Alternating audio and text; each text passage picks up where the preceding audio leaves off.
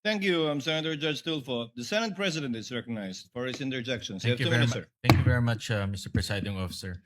Ms. Acosta, narinig ko kanina yung mga sagot ho ninyo. Bilang isang accountable officer, paano nyo masisigurado o paano nyo masisiguro sa taong bayan na yung perang ibinigay nyo kay Colonel Lachica ay hindi nabulsa o hindi nakorap? Isa po ang problem, Your Honor, is we were able to liquidate. Nakagawa po kami ng liquidation, Your Honor, at naisubmit po yun sa COA, Your Honor. Pero kanina narinig ko rin wala kayong personal knowledge at hindi nyo rin nakita yung pagbibigay ng pera.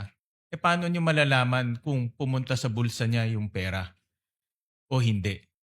Your Honor, Kung wala kayong personal knowledge, wala kayong direktang nandoon, Your Honor, nagbigay po sa akin ang security officer namin na si Colonel Lachica ng fund utilization paano report, kung Your yung fund Honor. utilization report ay peke, dinoktor? Wala kayo doon bilang accountable officer. May pirma po niya, Your Honor. Kahit na may perma niya, dapat nandoon kayo bilang accountable officer. Ang trabaho ng accountable officer ay maging accountable sa pera. Bakit buo ang tiwala ninyo kay Lachica na, Colonel Lachica na hindi niya ibubulsa yung pera? Buo po ang tiwala ko kay Colonel Lachica, Your Honor, kasi unang-una, siya po ang gidesignate ni Vice President Sara, Your Honor, na Security Officer of the Office of the Vice President. Siya din po ang aming commanding officer ng Vice Presidential Security Protection Group, Your Honor. Pero hindi ibig sabihin na siya ang pwedeng mag-disperse.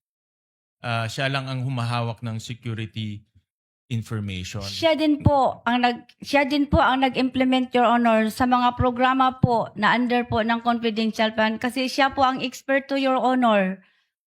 Doon sa ground po, Your Honor. Siya po ang may alam, Your Honor. Kanina narinig ko rin na sinabi nyo, nagtanong kayo, nag-verify kay Colonel Lachica.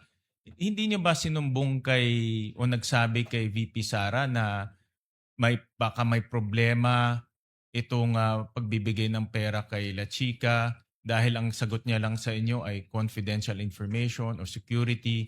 Hindi ba kayo nagsabi kay VP Sara na baka magka-problema ako bilang accountable officer?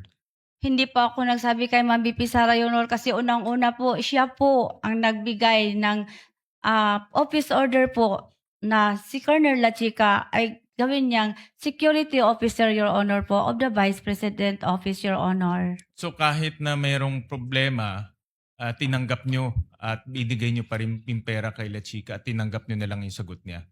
Wala naman po ako na-encounter na problema, Your Honor, kasi nakasubmit po kami ng liquidation, Your Honor, doon sa COA, Your Honor. Doon sa 4 na quarters, 4 na beses sinabihan kayo ni VP Sara na ibigay kay Colonel Lachica yung pera? Once lang po siya nagsabi sa akin, Your Honor. Yung last quarter of 2022. Na pag ma-encash ko ang pera, Your Honor. In 3 quarters, sino nagsabi sa inyong ibigay kay Colonel Lachica?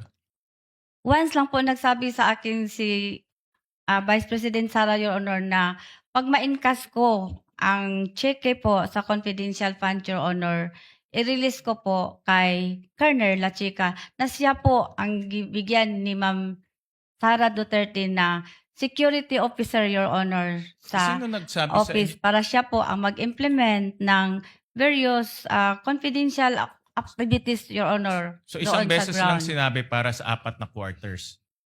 Tama? Opo, Your Honor. Sino nag-utos sa inyo na i-encash yung 500 million? Hindi po yun buo 500 Hindi million, nga. Your Honor. Every quarter. Sino nag-utos sa inyo yung 4th quarter of 2022 na i-encash yung 125? Kasi tumawag po sa akin ang aming cash division, Your Honor, na Ma'am Gina, handa na po ang cheque. At pwede na rin po kayo mag-i-encash po sa bangko. So siya ang nag-utos. Sino yun? Anong pangalan niya? Hindi po siya nag-utos, Your Honor. Nag-inform lang sa akin, Your Honor. So sino nag-utos sa'yo mag-encash ng 125?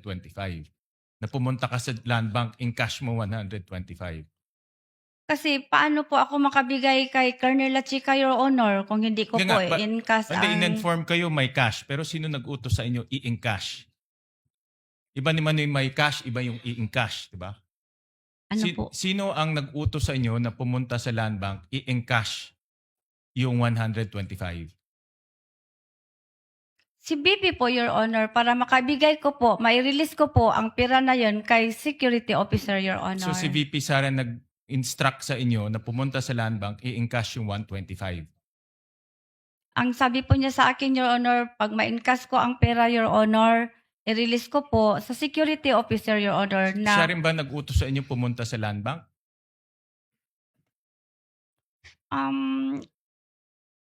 basta yun po, paano ko po ma-encash, paano ko po maibigay ang pera, Your Honor, kung hindi po ako magpunta sa land bank, Your Honor?